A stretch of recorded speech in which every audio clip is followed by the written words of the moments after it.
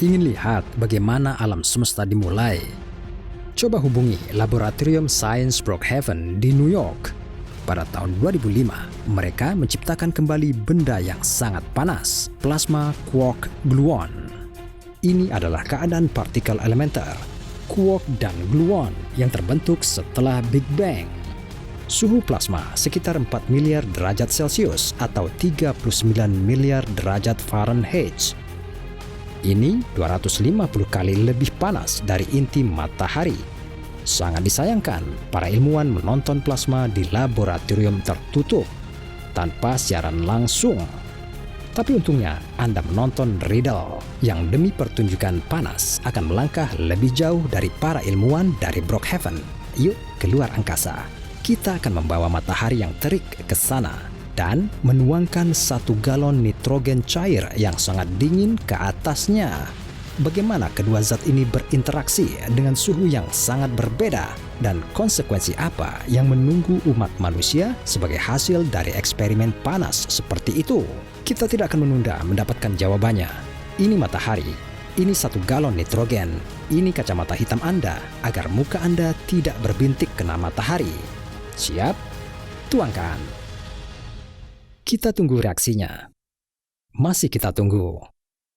Tapi tidak ada yang bisa ditonton, setidaknya untuk sekarang. Lagi pula, nitrogen, baik 1 galon atau 100 galon, tidak akan mencapai matahari. Suhu bintang adalah 5.505 derajat Celcius atau 9.940 derajat Fahrenheit. Panas seperti itu tidak tertahankan untuk nitrogen cair. Ia akan mengembang menjadi gas dan menguap di luar angkasa. Tapi kita tidak akan menyerah begitu saja, kan? Pada akhirnya, kita berkumpul di sini untuk menonton dan kita menyaksikannya. Tapi bagaimana cara mengatasi masalah dan membuat nitrogen menyentuh matahari? Mungkinkah segera mengirim elemen dingin lebih dalam? Misalnya, di inti matahari, kita tahu bahwa pada suhu tinggi, nitrogen cair berubah menjadi gas. Tapi jika sudah di awal percobaan elemen ini akan berada di inti, kita pasti akan punya waktu untuk melihat interaksinya dengan matahari. Lagi pula, untuk keluar, gas nitrogen perlu terbang melalui seluruh atmosfer bintang yang panas. Dan ini sebanyak 3 lapisan, fotosfer, kromosfer, dan korona matahari. Artinya, peluang kita untuk melihat setidaknya beberapa reaksi antara matahari dan nitrogen sangat meningkat. Namun, sebelum melanjutkan, Anda harus mengetahui semua risiko dari peristiwa semacam itu. Bagaimanapun, para ilmuwan percaya bahwa percobaan dengan nitrogen di inti matahari dapat menghancurkan seluruh tata surya, termasuk kita, penghuni planet bumi. Ada ironi dalam kenyataan bahwa nitrogen dapat memicu kematian seluruh kehidupan. Lagi pula, elemen ini sering digunakan dalam memadamkan api. Tidak semua, tentu saja, tetapi hanya yang muncul di ruang tertutup, misalnya di tambang. Nitrogen tidak seperti oksigen, tidak mendukung pembakaran dan pada saat yang sama memadamkan api lebih akurat daripada air. Dia menjaga utuh segala sesuatu yang ada di zona api. Tampaknya untuk elemen fitur, ia pantas mendapat julukan yang cool, mungkin Kapten Nitrogen. Tetapi para ilmuwan dan khususnya ahli kimia Prancis, Antoine Lavoisier, untuk suhu nitrogen yang sangat rendah dalam keadaan cair menyebutnya dengan azot, yang berarti tak bernyawa. Jika Lavoisier tahu trik apa yang bisa dilakukan oleh si tak bernyawa ini berada di inti matahari, dia akan menarik kembali kata-katanya. Tetapi agar eksperimen menjadi sangat menarik, penting untuk tidak berlebihan dan menggunakan banyak nitrogen. Lagi pula, 1 galon elemen tak bernyawa untuk ditonton kemungkinannya kecil. Selain itu, matahari layak mendapat katalis yang lebih besar. Misalnya, dengan massa sama dengan massa total semua planet di tata surya. Atau bahkan lebih, mari kita membuat nitrogen kita lebih berat pada beberapa massa Jupiter. Bagaimanapun, ini adalah yang terberat dari semua planet di sistem kita. Hampir 318 kali lebih berat dari bumi. Tapi jangan khawatir, jumlah nitrogen seperti itu tidak terlalu mahal.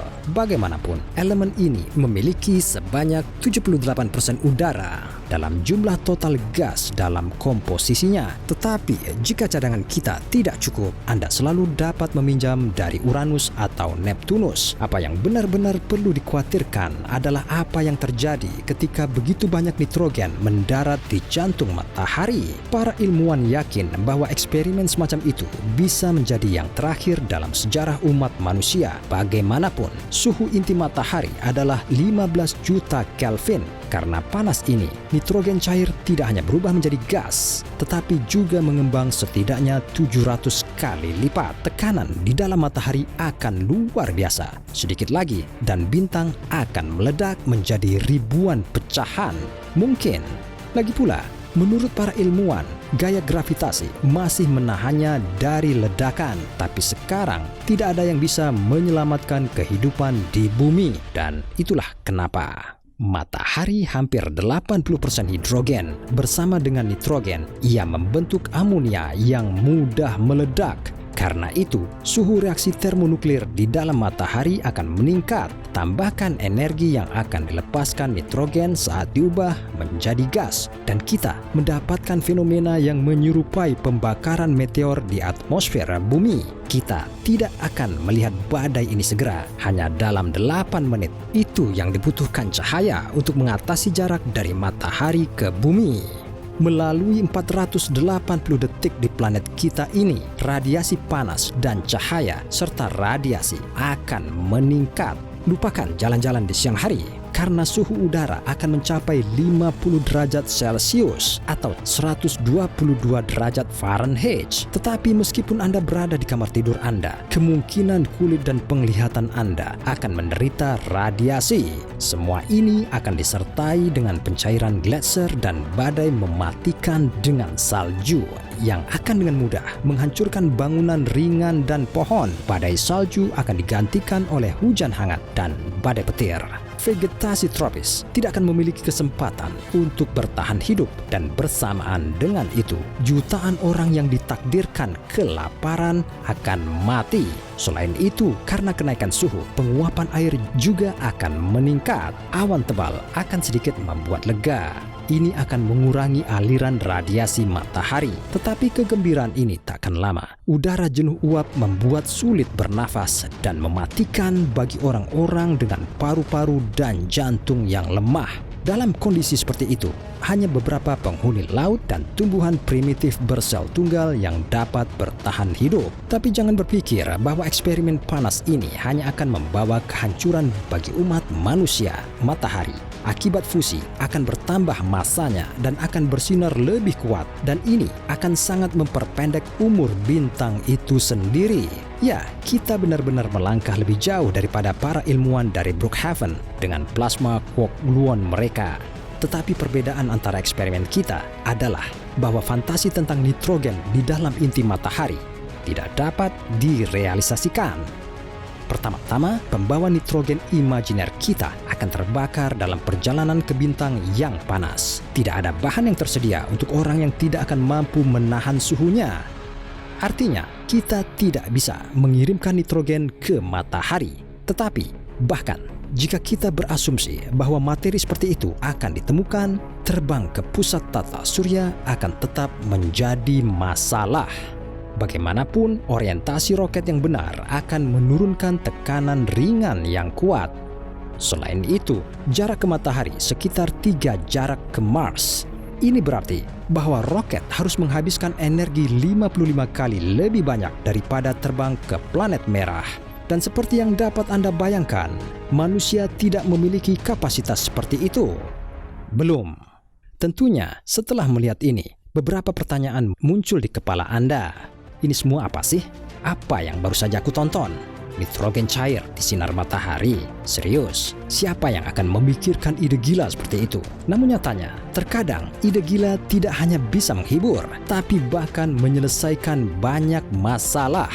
Misalnya, seorang ilmuwan gila yang relatif baru muncul dengan ide bagaimana jika kita mengisi reservoir Los Angeles dengan bola plastik. Tampaknya mereka menyadari usaha mereka menjadi kenyataan. Sebagai hasilnya, bola menyelamatkan air dari panas berlebih, menciptakan bayangan, dan reservoir akhirnya dibersihkan. Ilmuwan gila tidak hanya menarik perhatian dari eksperimen mereka, tetapi juga mendapatkan ucapan terima kasih dari penduduk setempat. Jadi, jangan takut untuk bermimpi dan mengajukan pertanyaan yang paling gila. Tidak peduli betapa anehnya ini. Jika Anda menyukai video ini, angkat jempol Anda dan subscribe channel ini jika Anda belum melakukannya. Dan jangan lupa klik loncengnya untuk mengaktifkan notifikasi saat ada rilis video baru. Tetap bersama kami, masih banyak video menarik di depan. Oh ya, jangan lupa untuk memberitahu teman.